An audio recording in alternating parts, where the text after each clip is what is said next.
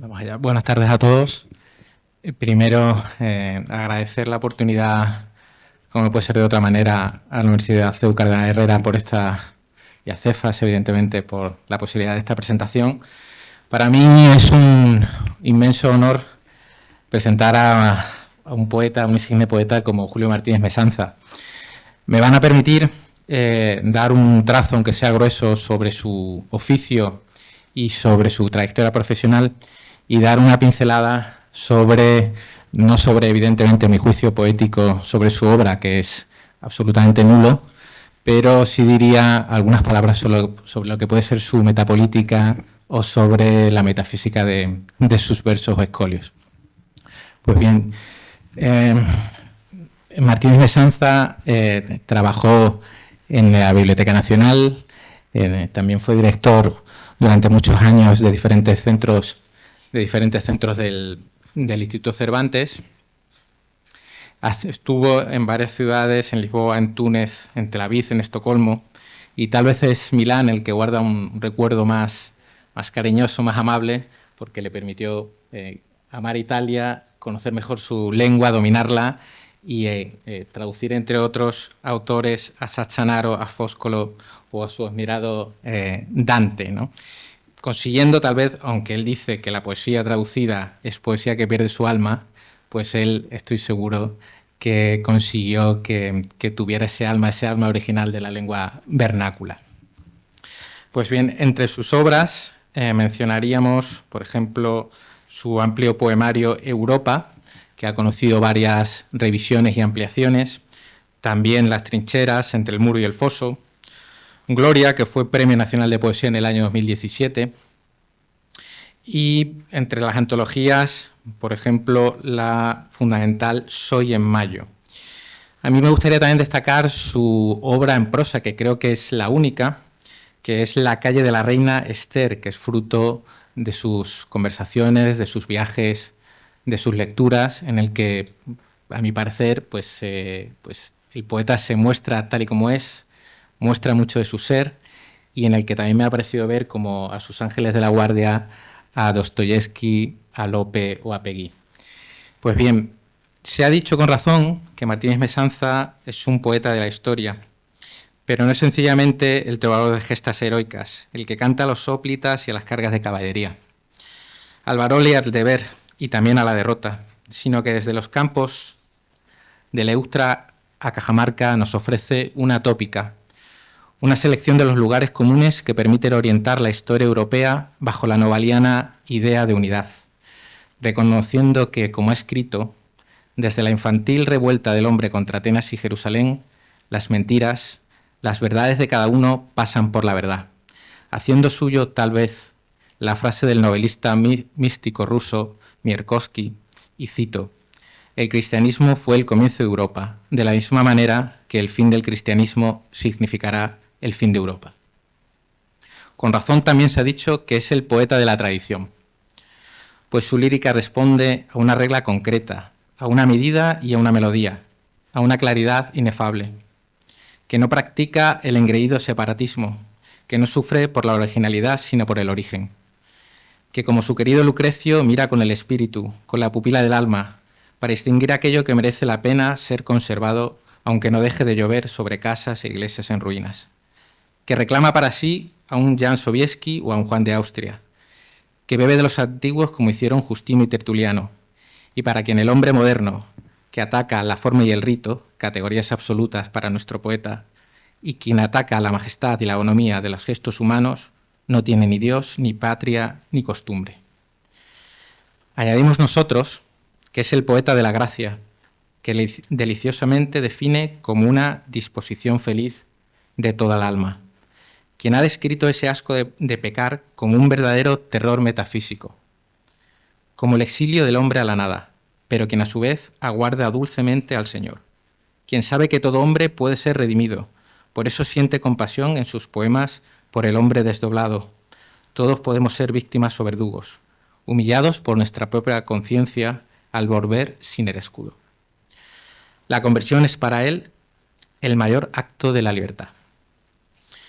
Y por decirlo todo y de una sola vez, Martínez Mesanza es un poeta reaccionario, que desprecia el sincretismo y la ambigüedad del mundo moderno, para el que la tibieza hace imposible la poesía, para quien la utopía es un criminal angelismo secularizado y el infierno, como Spengler, la consciencia de la incapacidad de creer.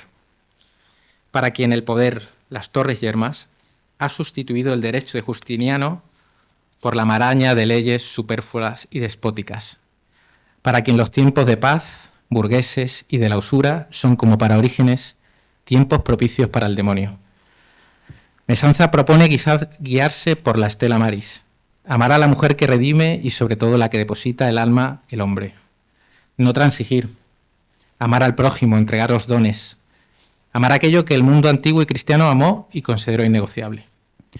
Pedir un nuevo milagro y colaborar con él, combatir y renunciar, aunque sea con una escéptica mueca en los labios.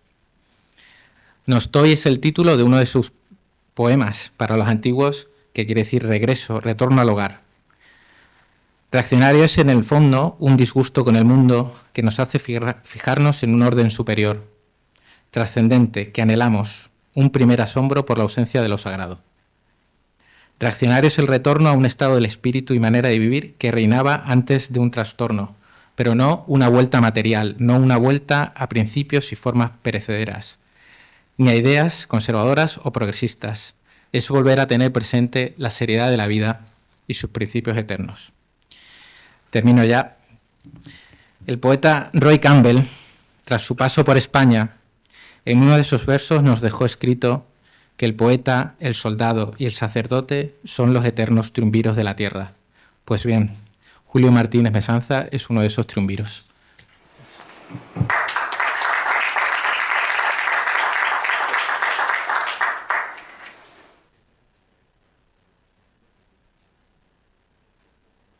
Muchísimas gracias, José Antonio, por estas palabras.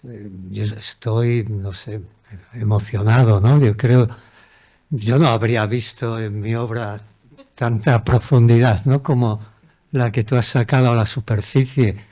Muchas gracias a los organizadores, a Helio, ¿no?, que me hizo la primera llamada para participar en este congreso, que me ha dado además la oportunidad de encontrarme con tantos y tantos amigos, y sobre todo también a lo largo de las horas de hoy de aprender. He aprendido muchísimo de todos vosotros. Muchísimas gracias, ¿no? Como ya he ido diciendo a quien me ha preguntado, mi ponencia va a ser mucho más personal que académica. He de aclarar también que donde digo nosotros, muy a menudo estoy diciendo yo. Confío al menos en que algunas de las sugerencias que haré aquí, si no fueran de vuestro interés, no resulten al menos muy aburridas.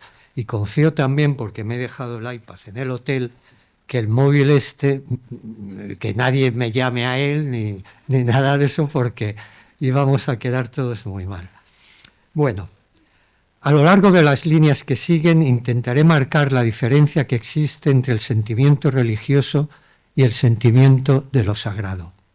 Me detendré en la necesidad de recuperar la mirada que teníamos de niños para sentir plenamente la sacralidad de las cosas. Haré una breve incursión en el arte y en la literatura para pasar luego a una serie de preguntas sobre la forma que tenemos de leer la Comedia de Dante y la Biblia. Haremos también un tour por Tierra Santa y terminaré con un poema que tiene que ver no solo con mi mitología militar, sino con la actitud que he tenido a lo largo de los años respecto a la hermosura y lo sagrado.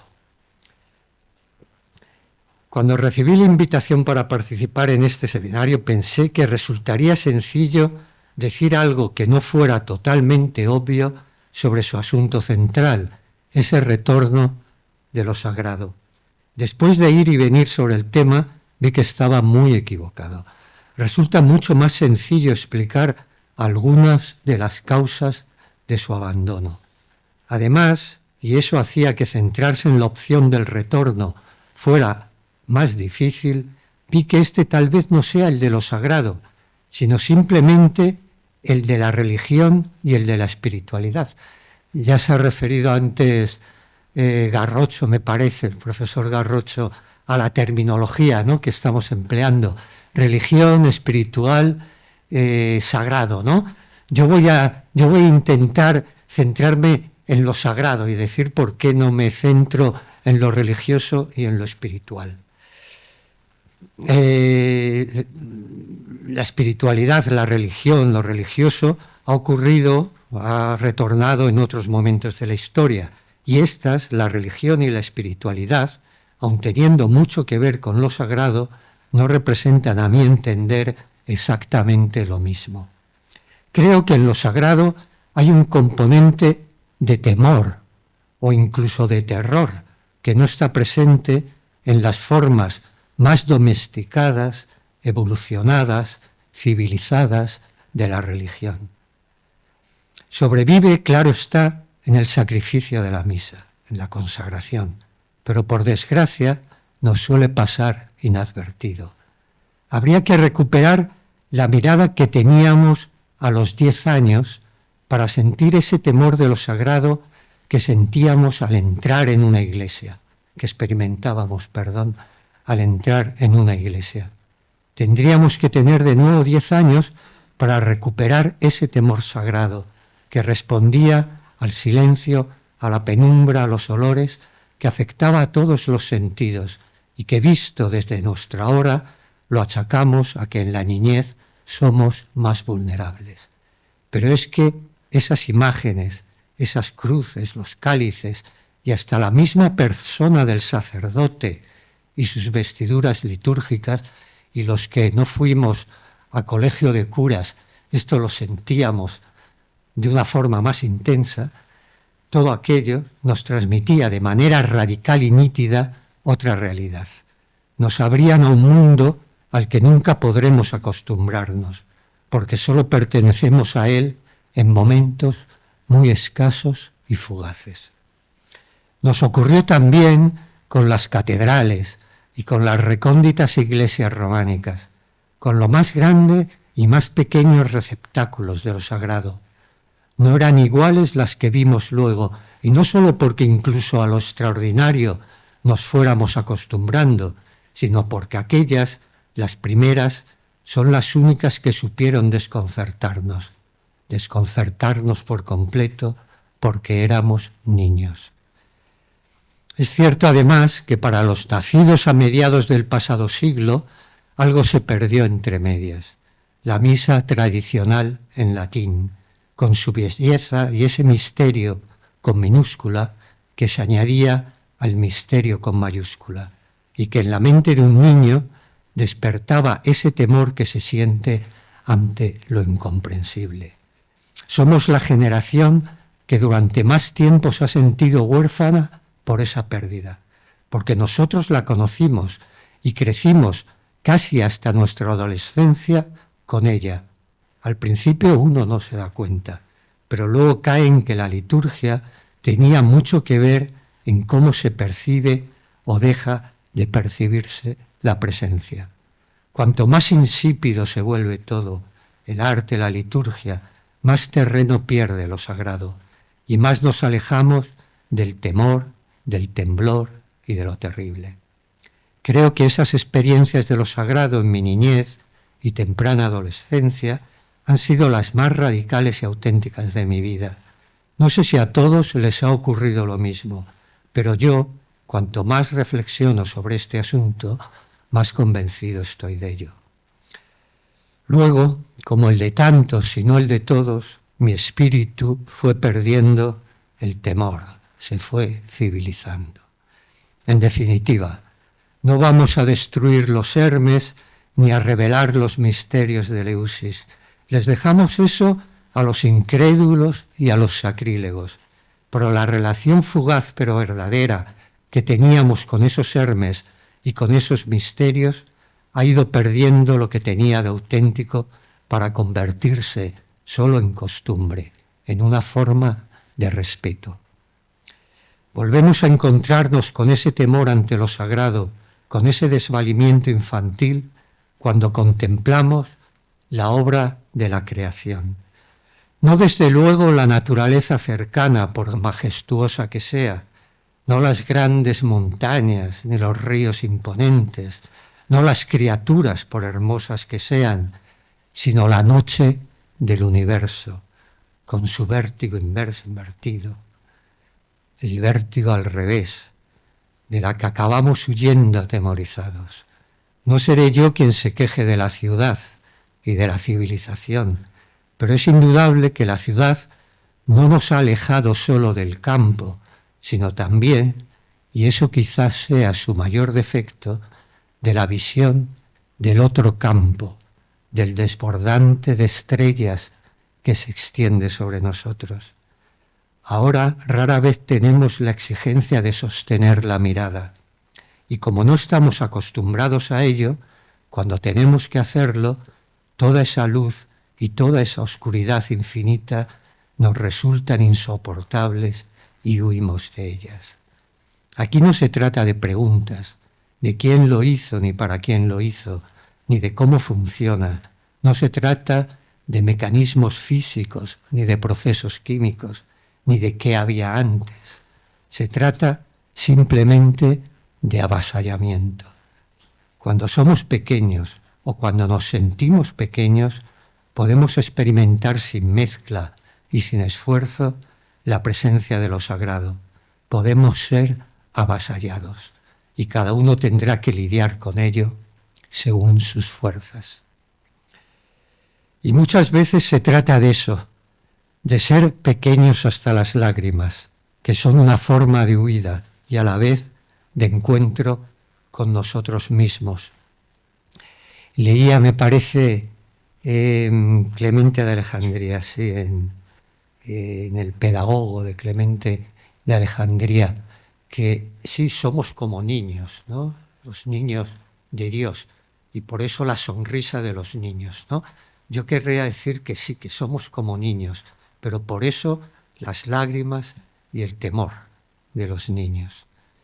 No constituye ya ninguna temeridad. Hoy hemos visto buenos ejemplos aquí, y más después de las enseñanzas de von Balthasar, entre otros, decir que en el arte y en la literatura podemos encontrarnos cara a cara con la gloria de Dios y experimentar con fuerza el sentimiento de lo sagrado y nuestro propio desvalimiento, nuestra pequeñez.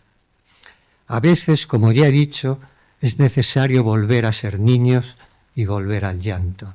A mí me ha ocurrido pocas veces, pero con mucha intensidad. He estado frente a lo sagrado al escuchar a Simeón Marmeladov en Crimen y Castigo. Dice Dios: venid aquí también vosotros, los borrachos, los impúdicos, los sucios. He aquí que os acojo, porque ninguno de vosotros creyó nunca ser digno de tal merced. Y me ha ocurrido lo mismo, es decir, he acabado llorando con Lope, con ese Job que casi agradece a Dios la pérdida del pequeño Carlos, y con Peguí en la tapicería de Santa Juana de Arco, con las lágrimas de María en la Pasión del Hijo, y también frente a la Madonna de Bellini en Santa María dei Frari.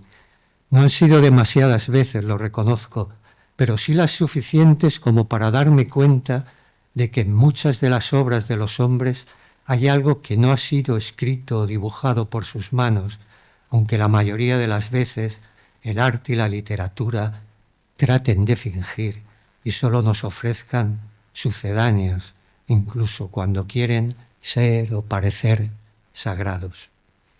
Mientras repasaba estas líneas, la semana pasada, leí un artículo de Enrique García Máiquez en Nuestro Tiempo, a lo mejor alguno de vosotros lo ha leído también, que me hizo ver que me había olvidado de incluir aquí una de mis experiencias más decisivas acerca del arte y lo sagrado, de la contemplación del arte y de lo sagrado.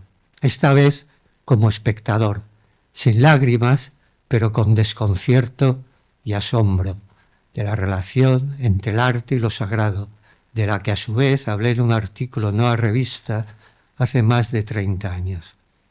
Al poco de caer la Unión Soviética en el 92, la memoria de Enrique es fabulosa para citar mi artículo, porque cita de lo que trataba y lo que decía en él, pero ya había caído la Unión Soviética cuando sucedió esto, y él lo pone todavía en tiempos de la Unión Soviética. Estaba yo en la Galería Tretiakov de Moscú, él dice que fue en San Petersburgo, pero en el fondo son cosas que no tienen que ver con el asunto central. Yo estaba en la Tretiakov de Moscú contemplando el icono de la Virgen de Vladimir, el famosísimo icono que acompañaba al combate a los zares de Rusia.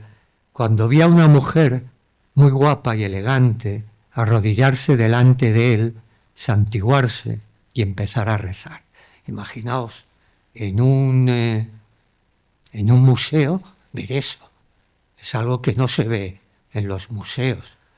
No sé, la imagen de un crucificado en el Prado o lo que sea. El Cristo de Velázquez. Yo no me imagino a nadie arrodillándose así, aunque debería de verse, ¿no? Alguna vez. Estaba yo allí, y santiguarse y empezar a rezar. Eso en un museo. Como decía, yo conté en su día mi reacción, pero Enrique lo dice mucho mejor.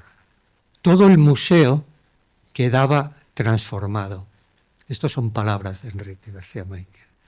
El gran escenario del arte con mayúsculas se quedaba muy pequeño y el cuadro volvía a ser un humilde icono que servía a su misión de transparentar lo sagrado.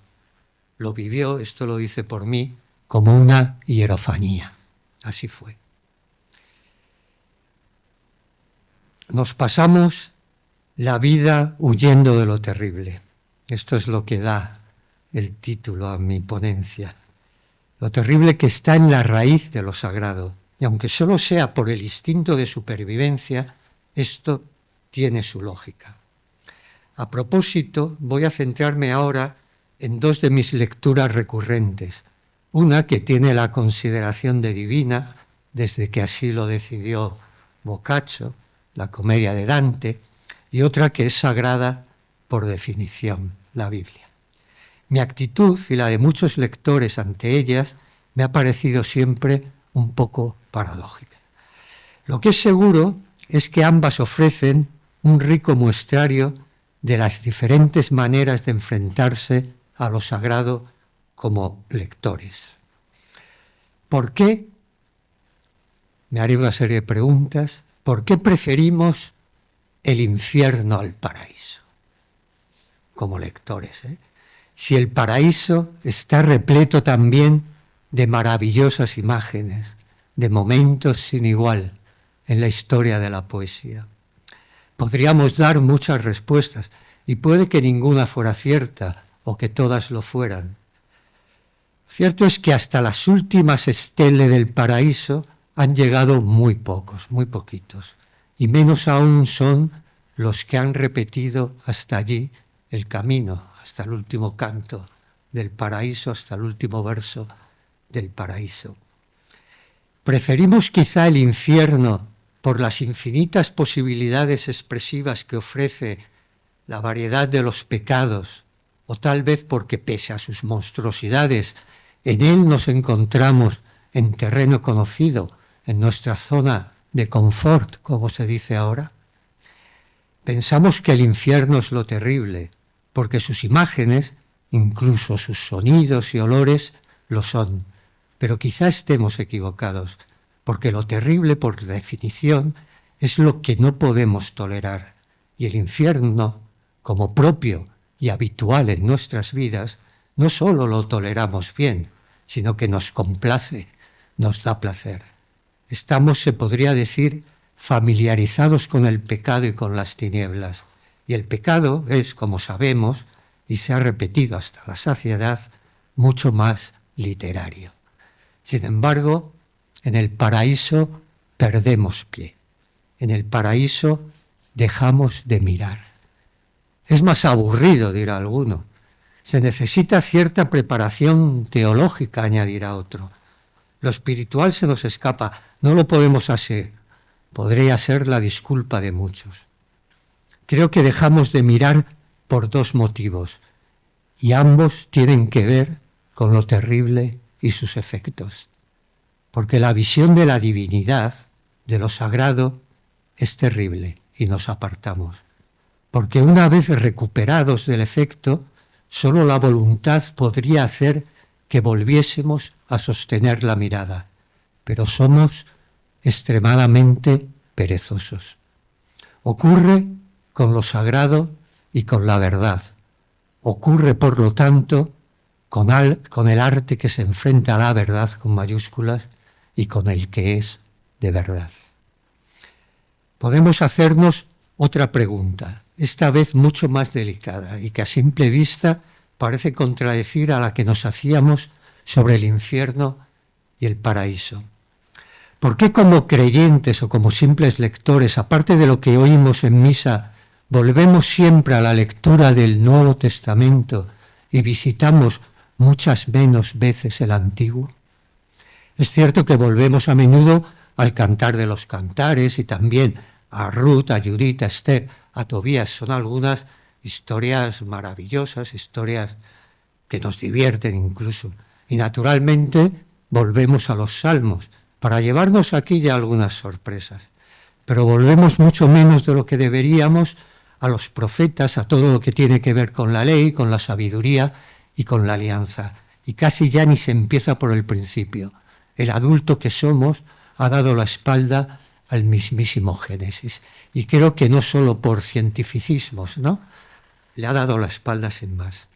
En general, el espectáculo del Antiguo Testamento se parece más al infierno de Dante que el paraíso.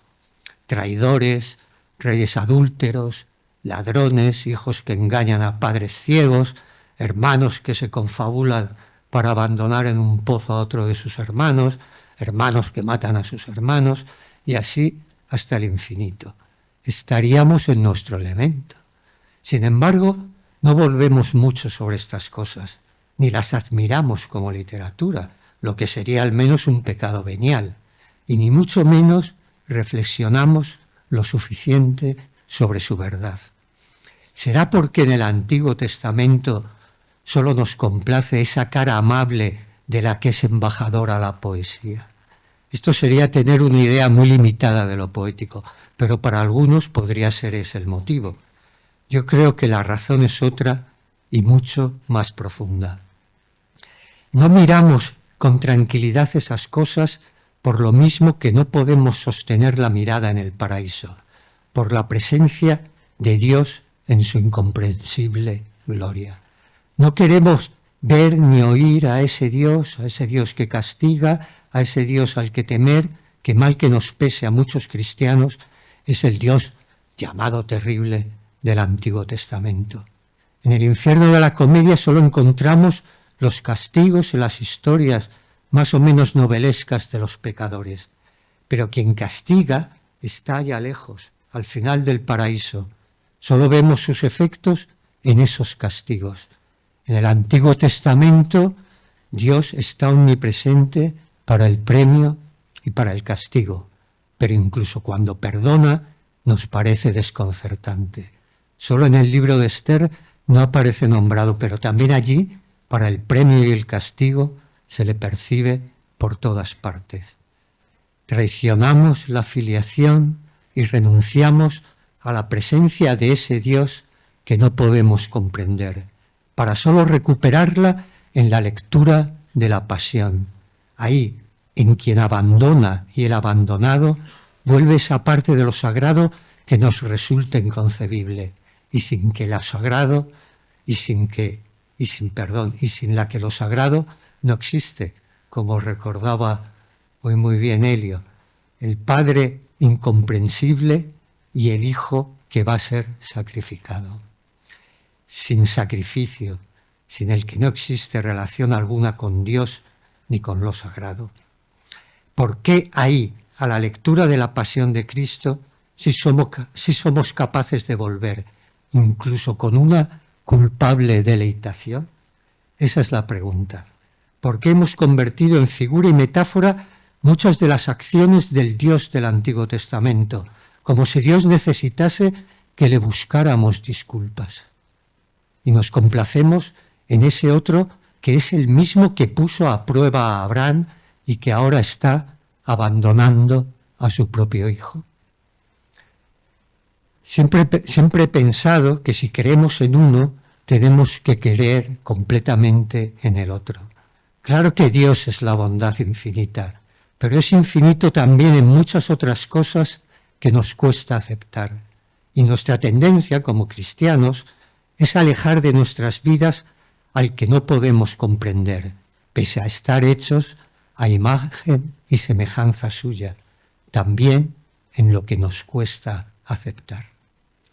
Mientras repasaba estas líneas, se me ha hecho muy presente Job, y por eso he sacado su libro de la enumeración anterior, porque pienso que merece un capítulo aparte. Las calamidades que sufren los hombres justos y la eterna pregunta de por qué Dios les somete a esas pruebas terribles que muy pocos pueden soportar, son las que han llevado a muchos a negar que ese Dios pueda tener una relación de amistad con los hombres. ¿Por qué permite la muerte de los niños, el abuso sobre los débiles? ¿Y por qué las recompensas aparecen tan lejanas mientras la injusticia se enseñorea del mundo? En ningún otro libro del Antiguo Testamento aparece con más fuerza. Es el Dios al que no podemos mirar, al que no queremos reconocer. Y se me ha hecho muy presente Job durante estas semanas, tanto por los atentados en Nigeria, donde han muerto tantísimos cristianos, ¿no? ¿Qué será de todas esas familias? ¿Qué sentido tiene todo eso de dolor? Se me ha hecho muy presente también por Yarden Vivas, el marido de Shiri, el padre de los pequeños Ariel y Kefir, que después de más de un año de cautiverio obtiene la libertad solo para saber que todos sus seres queridos han sido asesinados. Yo dije en algún poema que la culpa del dolor, todas estas cosas pasan, pero la culpa del dolor es solo nuestra, pero esto necesita una explicación muy fuerte y radical. Y ahora vamos a dar un pequeño tour por Tierra Santa, ¿no? Donde podríamos pensar que allí lo sagrado nos está esperando.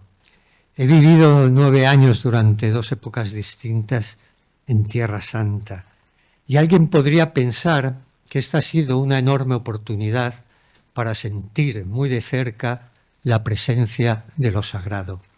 Nada más lejos de la realidad, a no ser que, como en algunos casos, esa presencia venga determinada precisamente por el sentimiento de su ausencia. Voy a tratar de explicarlo.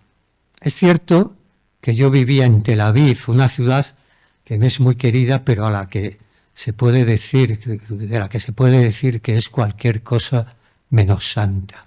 Una ciudad con solo 125 años de historia, pero que ha absorbido a otra que es muchísimo más antigua, Jaffa o Jopa o Jope o Jafo, que tiene un lugar señalado en la Biblia e incluso en la mitología griega. Andrómeda esperó encadenada en una de sus rocas, en una de las rocas de su costa, la llegada salvadora de Perseo. Al puerto de Jaffa llegaron los espléndidos cedros del Líbano para la construcción del primer templo, el de Salomón. De Jaffa zarpó la nave que acabaría arrojando a Jonás a las entrañas del monstruo marino. Fue en Jaffa donde San Pedro resucitó a la judía Tábita o Dorcas, y quizás lo más importante, fue allí también donde el mismo Pedro, hambriento y en éxtasis, vio aquel lienzo en el que estaban representados todos los animales de la tierra y donde escuchó ese mata y come, tan decisivo en la historia del cristianismo. Hay en Jaffa una casa que se dice de San Pedro, pero todo, como en el resto del país, está cubierto por tantas capas de historia que resulta imposible hacerse una idea de cómo era realmente.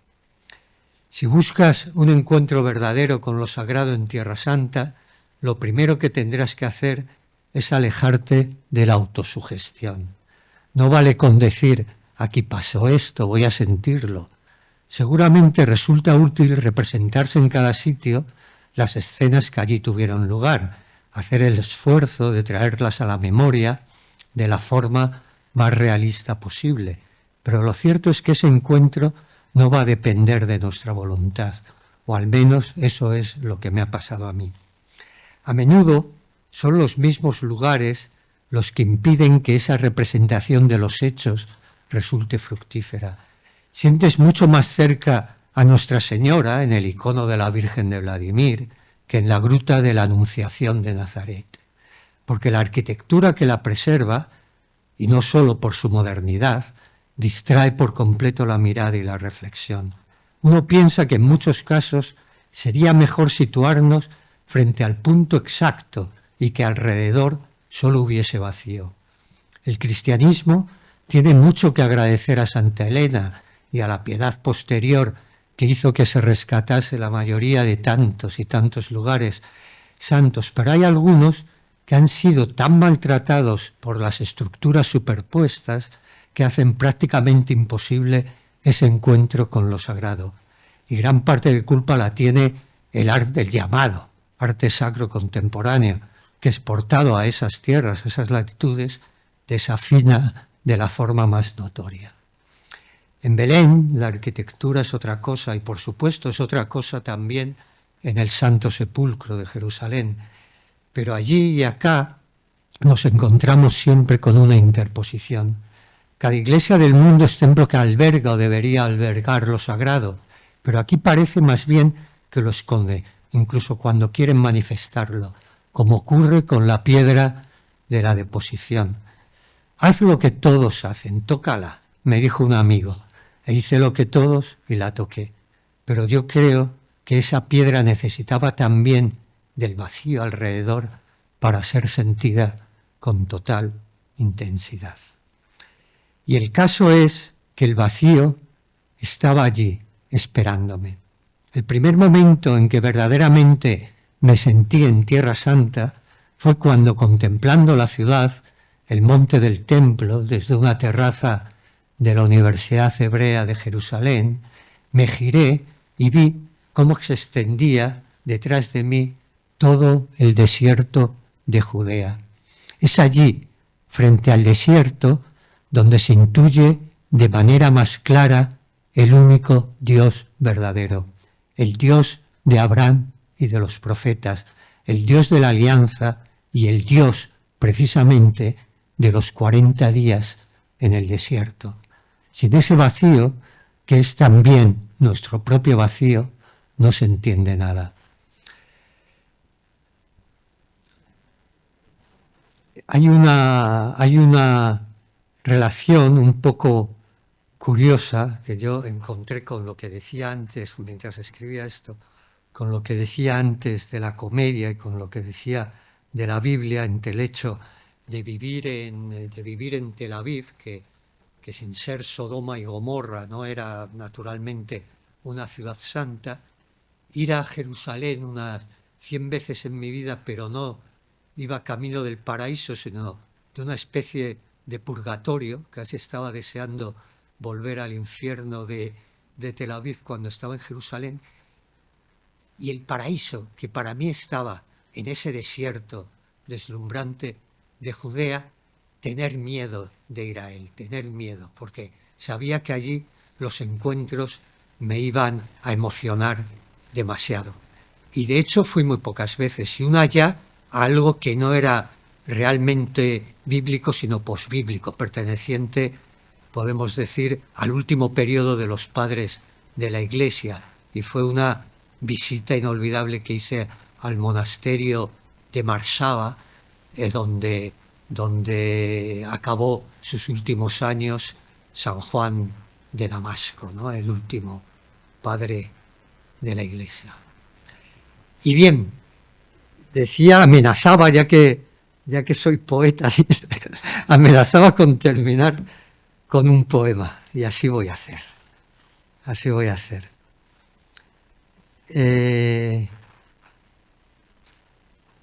Como se ha visto claramente en las palabras de José Antonio, hay una parte de mi poesía que se puede considerar religiosa, ¿no?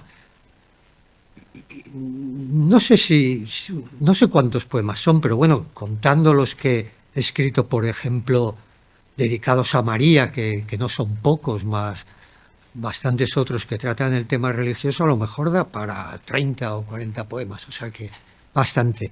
La presencia, digo, directa, ¿no?, de los asuntos religiosos. Luego ya lo religioso, lo sagrado, lo espiritual puede estar tiñendo buena parte del resto de mi poesía. Este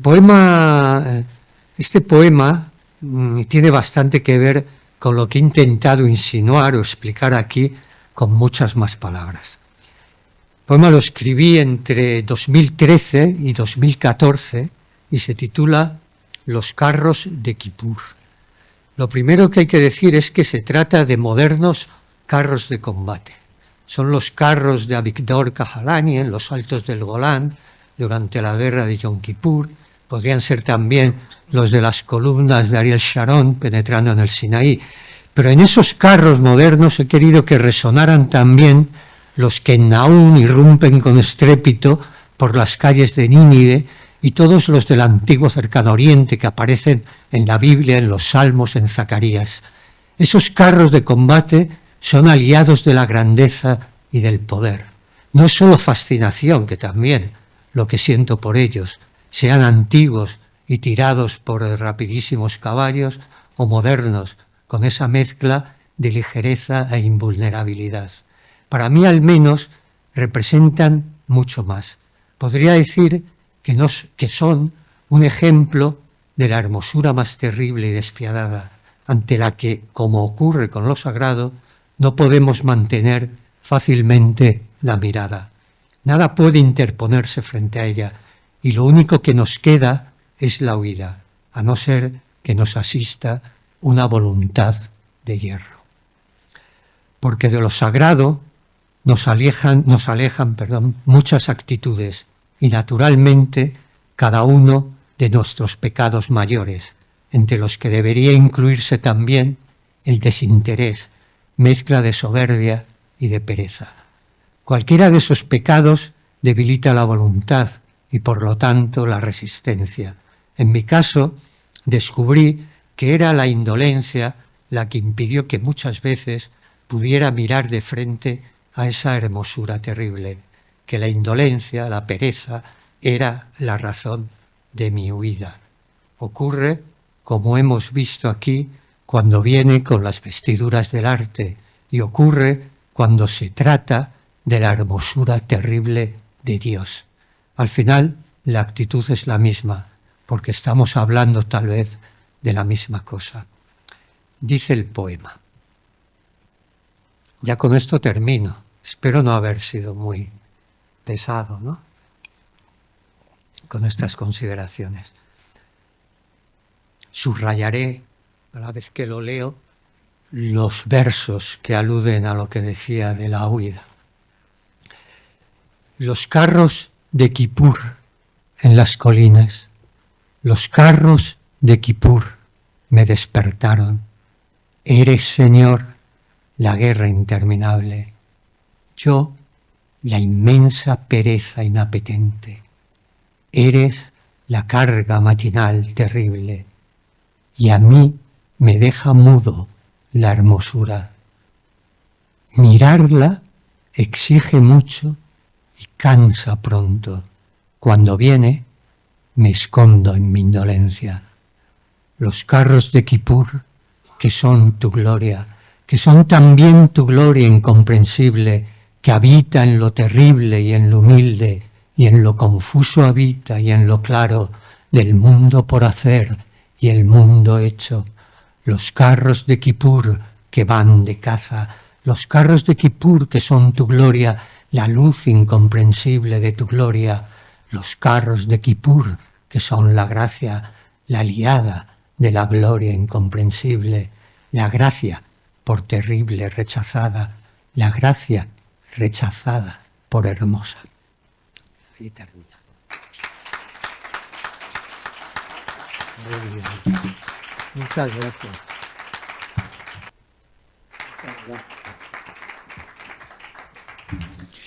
Gracias, Julio, por tu ponencia tan interesante, profunda y bella, y bella. No sé si tenemos unos minutos para pregunta, coloquio. Unos minutos, sí. Buenas. Yo tenía una teoría propia y era que el Antiguo Testamento y el Nuevo Testamento funcionaba según la época. A épocas más civilizadas funciona el Nuevo Testamento, épocas más salvajes el Nuevo. A mí me parece muy... No, el Antiguo. El Nuevo. Exacto, perdón. Y donde es todo... La actual no me parece muy civilizada, el antiguo, ¿no? Que es más contundente, necesita una actuación de Dios muy directa.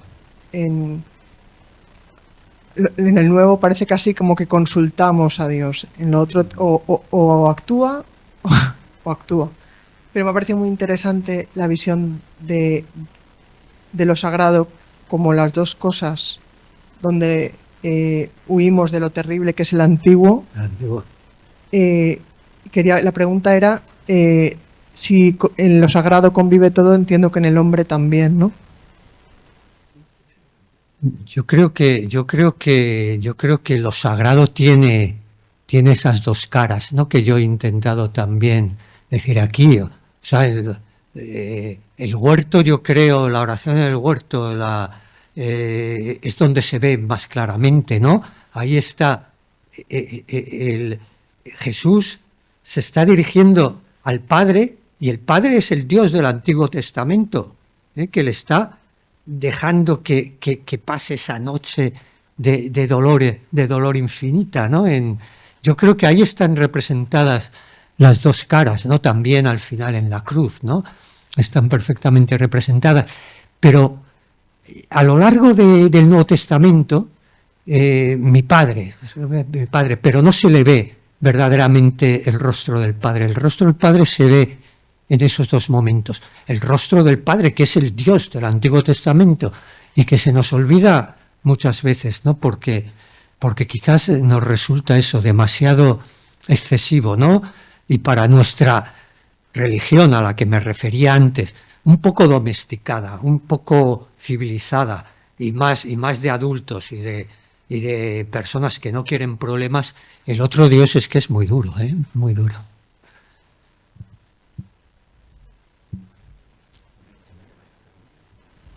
Sí, en mi pregunta me gustaría relacionar, ha hablado del concepto de huida. La providencia ha querido que este congreso empiece el día de hoy, miércoles de ceniza, empieza la Cuaresma.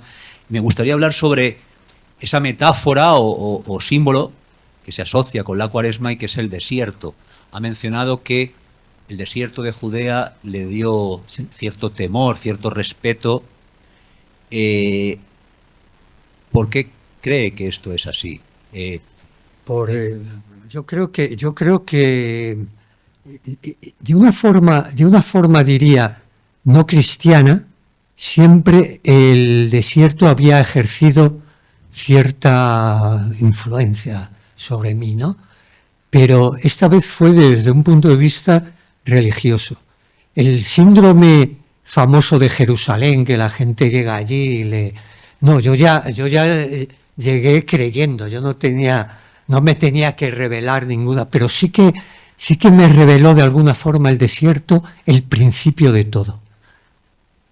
Es una religión, la nuestra, la judía y la cristiana, ¿no?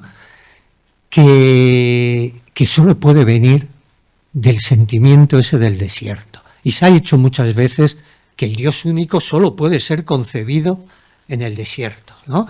Y solo puede dirigirse, solo puede establecer la alianza con los hombres en esa tierra. Allá donde hay mucha fuente que emana, mucha montaña nevada, mucha tal, lo que hay son demasiados dioses, ¿no? El politeísmo nace en esas tierras fértiles y demás. en el desierto es donde nace el monoteísmo, claramente, el sentimiento, tanto el sentimiento desde el punto de vista del sentimiento de los hombres como de el mismo hombre que solo, el mismo Dios que solo en ese entorno va a establecer la alianza con el hombre, ¿no? ¿Qué sensación tuvo en el Carmelo? ¿Conoce el Carmelo? Sí, sí. Yo que he evocado en un poema a la Virgen del Carmelo, sin embargo, al estar en el Carmelo también tuve esa sensación de no estar con mi Virgen del Carmelo, ¿no? Que aparece en el último poema de mi libro Gloria, que se titula Gino, que está dedicado al ciclista italiano Gino Bartali, que rescató junto con los franciscanos entre Florencia y Asís, ¿no? Un montón, llevando pasaportes y documentos falsos a 3.000, 4.000 judíos y nunca digo nada. Y él era carmelita, no sé, es laico, ¿cómo se dice? Es seglar carmelita, ¿no? Y por eso, en el homenaje que le hago, saco a la Virgen Niña del Carmel, que le miras desde el Carmel, que es fortaleza, tal, bueno, pues está por ahí, ¿no?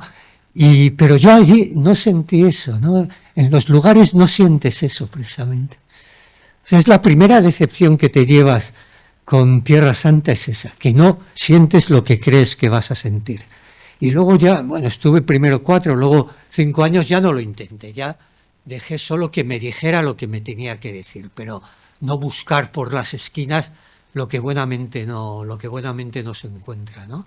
Así todo, pues, claro, hombre, el momento del pesebre en Belén, todas esas cosas, pues tienen mucha significación para un cristiano. Yo no digo que todo eso, todos los encuentros que tienes con este tipo de cosas y en estos lugares sean inútiles, que va, ¿no? Pero no son un encuentro genuino con lo sagrado, ¿no? Con la potencia que creo que tiene lo sagrado, el desierto, ver de repente, a un lado del monte del templo, del monte Moria, donde el sacrificio de Abraham e Isaac, y a la espalda de repente el desierto así, con la luz de la tarde, todo entre blanquecino y ocre y sin nada.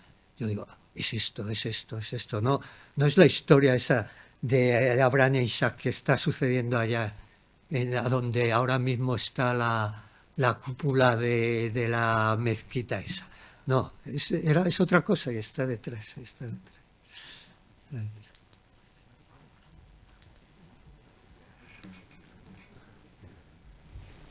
Gracias, Julio, por esta preciosa Muchas gracias a vosotros. ponencia. Decimos habitualmente, el hombre es sagrado, entonces decimos, la vida es sagrada. Pero yo tengo la impresión, más aún después de oírte, ¿no? De reflexionar, que precisamente lo sagrado es aquello que es radicalmente no nuestro, es decir, lo que no somos, ¿no?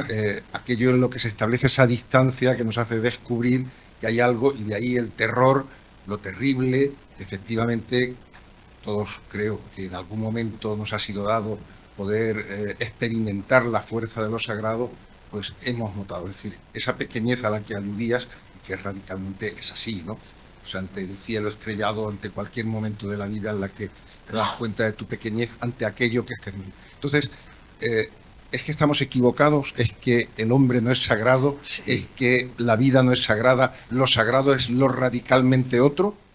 No, yo creo que el hombre es sagrado, solo que luego por extensión se llama sagrada a demasiadas cosas que no lo son verdaderamente.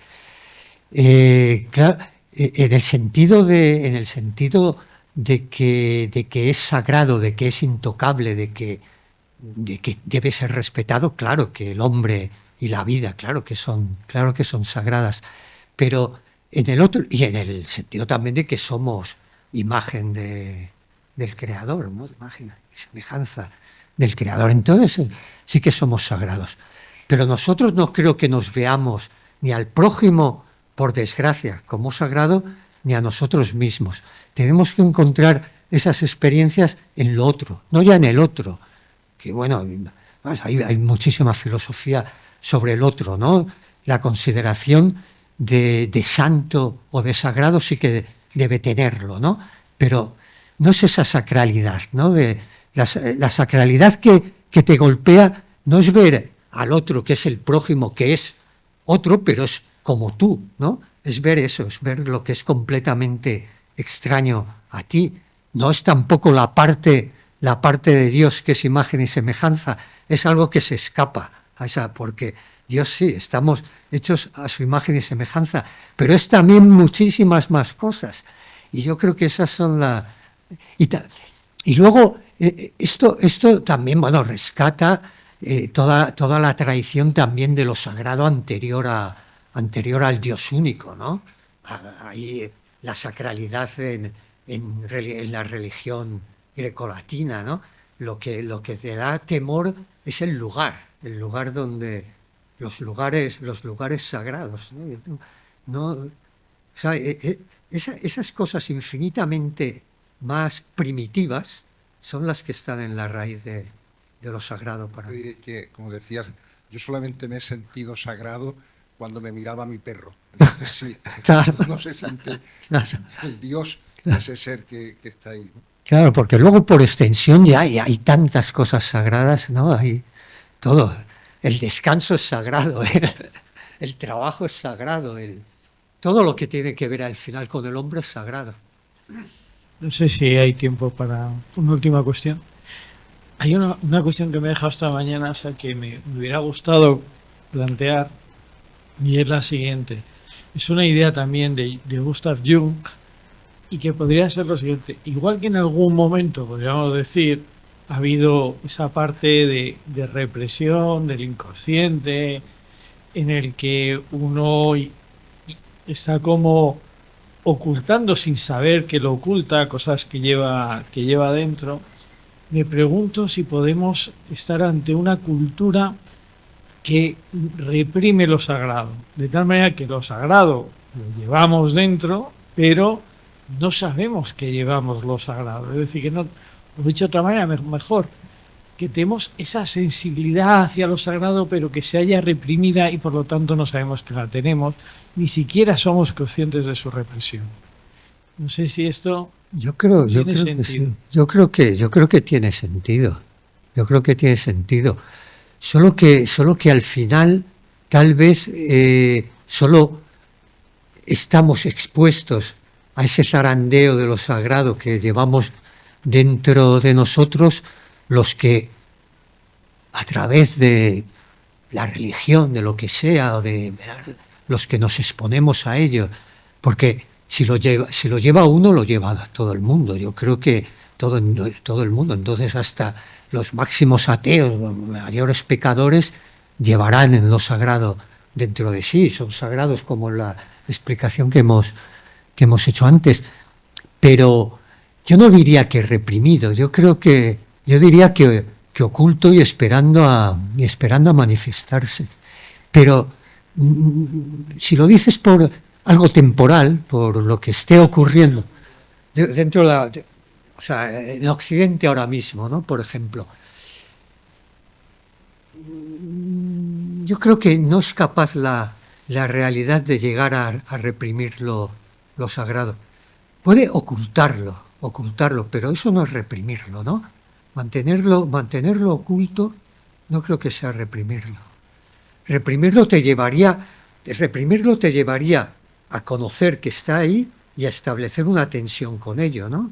Sin embargo, como está oculto, está ahí. Se te ofrecerá cuando te abras a ciertas cosas, ¿no?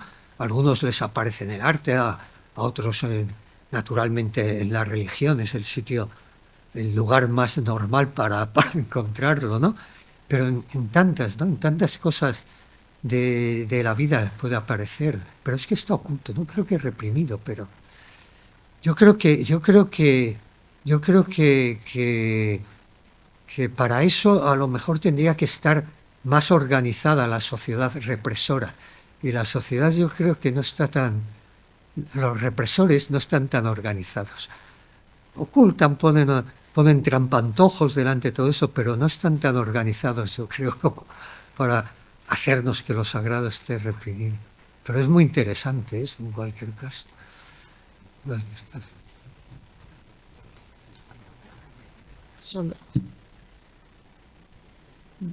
Solo agradecerle No, Dios mío. porque yo creo que ha mostrado, estoy muy emocionada, pero ha mostrado algo que para mí en el tema de la poesía es fundamental, y es que cuál es esa relación entre el silencio y la palabra, ¿no? Dónde encontrarse. Porque la palabra provoca, a veces la palabra se silencia, pero el silencio provoca una palabra de la que huimos también, porque huimos de eso terrible que usted ha mencionado, y eso terrible es tan terrible que cómo encontrarse, ¿no?, entre ese silencio y esa palabra. A mí solo me cabe agradecimiento, gratitud, oración de rodillas y mucho silencio, pero ese silencio también llama a una alabanza, ¿no?, que es evocada con palabras. Así que solo puedo darle las gracias por su poesía y por la magnífica o el magnífico testimonio de lo que es su vida, no solo su poesía. Gracias, de verdad. Muchísimas gracias, muchísimas gracias. Estoy abrumado, de verdad. No sé si hay alguna última pregunta. Muchas gracias. No. Pues me uno al agradecimiento a nuestro poeta Julio y lo hago extensivo a esta audiencia. Bueno, acabamos aquí y ya pues mañana a las 10 de la mañana. Pues gracias.